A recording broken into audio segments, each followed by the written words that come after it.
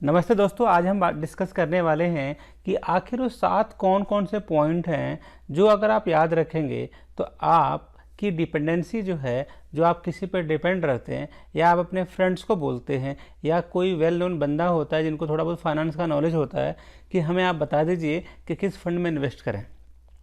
ध्यान से सुनिएगा इस पूरे वीडियो को और लिखते भी रहिएगा, नोट्स भी बनाते रहिएगा। मेरा नाम संजीत है और मैं आप सबके लिए एजुकेशनल वीडियो लाते रहता हूँ। शुरुआत करते हैं। जब भी आप म्यूचुअल फंड में जाते हैं तो आपको ढेर सारी कंपनियां मिलती हैं। वो लोग बोलेंगे कि SBI का ले लो, पराग पारिक ले लो, खूब सारे फंड हैं। अब आपको कौन सा सेलेक्ट करना है ये कुछ पैरामीटर पे डिसाइड कर सकते हैं। सबसे पैरामीटर नंबर 1 एसेट एलोकेशन। ये हर बंदे का अलग अलग होगा। अगर आप 18 ईयर हैं तो आपका जो है रिस्क एपेटाइट, मतलब रिस्क आप ले सकते हैं इक्विटी में ज़्यादा। मतलब आपके लिए कुछ मल्टी कैप फंड भी चलेगा, आपके लिए मिड कैप फंड भी चलेगा। तो मतलब आपका रिस्क एपेटाइट जो है उससे आप ले सकते हैं। लेकिन अगर वही आपका एज अगर 45 ईयर है तो आप डेट में ज़्यादा चुनेंगे, आप सेविंग ज़्यादा प्रेफर करेंगे। तो सबसे पहले आप डिसाइड कीजिए कि आपका एज है क्या, या आपको पता भी होगा तो आप उस कैटेगरी के अकॉर्डिंग आप सोचिए आप कितना रिस्क ले सकते हैं।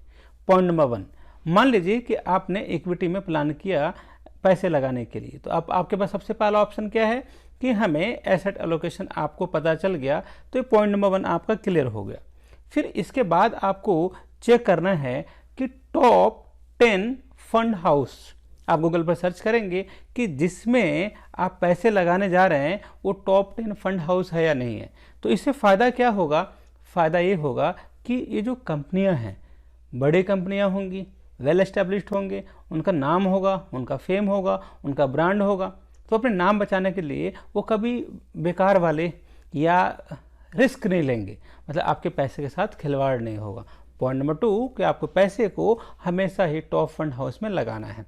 तीसरा बड़ा इंपॉर्टेंट पॉइंट कि एक वर्ड होता है, उसको बोलते हैं एसेट अंडर मैनेजमेंट, मतलब बोलते हैं ना औकात। तो अगर कोई कंपनी के पास एसेट अंडर मैनेजमेंट अच्छा है, मतलब लोग उस पर ट्रस्ट करते हैं, तो हमें ऐसे कंपनियों को सर्च करना है कि भाई साहब उसमें 10,000 करोड़ से ऊपर का उसके पास कॉर्पस आता हो। कॉर्पस का मतलब कैपिटल आता हो, मतलब इतने पैसे इन्वेस्टर से लेके मार्केट में लगाते होंगे। आपको 3 पॉइंट बिल्कुल डिस्कस क्लियर हो गया। अब इसके बाद की कहानी थोड़ी सी इंपॉर्टेंट है। पूरा वीडियो देखिए और आप इसको नोट्स बनाते रहिए, क्योंकि मेरा काम है आपको फाइनेंशियली इंडिपेंडेंट करना और मैं करके रहूँगा। 4th पॉइंट क्या है कि आपको देखना उसका पास्ट परफॉर्मेंस। ऐसे म्यूचुअल फंड में बोला जाता है past performance is not guarantee for the future return, right. लेकिन हमें देखना जरूरी होता ताकि हमें आइडिया मिल जाए। तो जब देखेंगे कि आपको 2 चीज़ देखनी है, एक देखनी है कैलेंडर टू कैलेंडर रिटर्न। अब सवाल है कैलेंडर रिटर्न क्या होता है? बड़ा सिंपल है, मंथ टू मंथ, मई से जून में क्या हुआ, जून से जुलाई में क्या हुआ, आपको हर मंथ का आप देखते रहिए। जब आप ये देख लेंगे फिर आपको देखना है कि 7 साल का उसका परफॉर्मेंस या 5 साल का उसका परफॉर्मेंस। आपको लग रहा है कि हाँ ये 5 साल में ये इसका एवरेज है 15, 16, 17, तो ओके है, इसका कैलेंडर रिटर्न भी सही है, हाँ ठीक है। इसके बाद का पॉइंट है कि आपको सेलेक्ट देखना है कि कौन से फंड मैनेजर हैं जो पैसे को संभालने वाले हैं, कब से कंपनी में स्टार्ट आए और कितनी उनकी स्टेबिलिटी है। तो इनसे आपको पता चलेगा जो पैसे संभालने वाले हैं, जो आप देंगे ये भी वही बंदे संभालने वाले हैं, मतलब ये भी वेल नोन पर्सन हैं, मतलब आपका पैसा किसी अच्छे इंसान के पास जाने वाला है। उसके बाद आपको देखना है एक्सपेंस रेशियो। मैं इस वीडियो का एक ही बनाने का पर्पस है कि आपको डायरेक्ट और रेगुलर में डिफरेंस बताते जाऊं। हमेशा आपको वेबसाइट पे जाना है और तुरंत डायरेक्ट जाके कंपनी से आपके डील करनी है। आप में बीच में ना तो किसी बिचवलिया मतलब कमीशन वाले को रखिए, एजेंट को, ना बैंक से लीजिए ना किसी डिस्ट्रीब्यूटर से लीजिए, क्योंकि आपको देना पड़ेगा ज़्यादा एक्सपेंस रेशियो। एक्सपेंस रेशियो क्या होता है पता है आपको? वो होता है कि आखिर आप कितना फ़ी दे रहे हैं।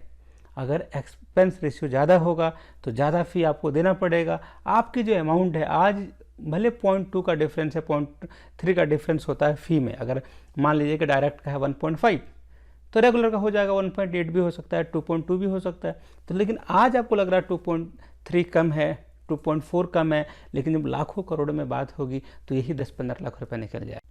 अब सबसे इम्पोर्टेंट जो चीज़ है जो मैं आपको बता दूं, जिसको आपको देखना है और नोट करना है, और ये फाइनल पॉइंट है कि आप देखिए कि इसका पी रेशियो क्या है। पी का मतलब होता है प्राइस पर शेयर। मतलब मैंने आपको बताया था, जैसे मान लीजिए कि कोई कंपनी ए है, उसके प्रॉफिट उसका 100 रुपीज़ है, मान लीजिए 3 बंदों में, मान लीजिए 4 बंदों में बटा हुआ है, तो एक बंदे को प्रॉफिट कितना मिला 25। तो मतलब profit upon number of share, इसको बोलते हैं ईपीएस, अर्निंग पर शेयर। ये आपको डेटा में मिल जाएगा, बिल्कुल मत डरिए। अब आपको क्या करना है कि अभी आपका उसका करंट एनएवी देख लीजिए। म्यूचुअल फंड में एनएवी होता है और शेयर में प्राइस होता है। देखिए कि ये जो करंट जो हमें प्राइस मिल रहा है कि एक एनएवी पे जितना पैसा हमें प्रॉफिट मिल रहा है, कितना गुना ज़्यादा मुझे पे करना पड़ रहा है ना। जैसे मान लीजिए कि आप किसी बंदे को अपने कंपनी में हायर किया, आपने उसकी सैलरी आपने दिया 50,000 रुपया, तो वो बंदा आपको कितना हज़ार कमा के दे रहा है, क्या मतलब 10 गुना ज़्यादा आप पे कर रहे हैं उसको, क्या कितना कर रहे हैं, तो इसको बोलते हैं ईपीएस।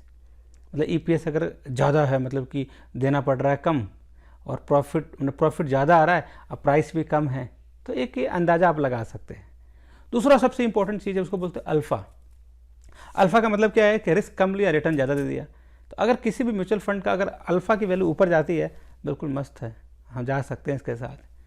अब दो चीज़ जो बड़ा इंपॉर्टेंट है, लोग बताते भी नहीं हैं, एक होता है बीटा रिस्क। तो ये मतलब क्या है कि हमने रिस्क ज़्यादा लिया, रिटर्न भी कम दे दिया, गलत बात है। तो हमें बीटा हमेशा रिस्क को डिनोट करता है।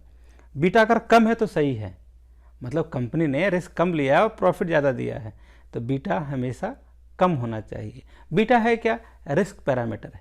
कहाँ मिलेगा, आपको फैक्ट शीट में मिलेगा। फैक्ट शीट कहाँ मिलेगा, आप उस कंपनी जिस म्यूचुअल फंड के बारे में बात करना चाहते हैं उसका गूगल पर टाइप कीजिए, fact sheet of this, fact sheet of A, आपको खुल जाएगा पीडीएफ में, आप उसको देख लीजिए।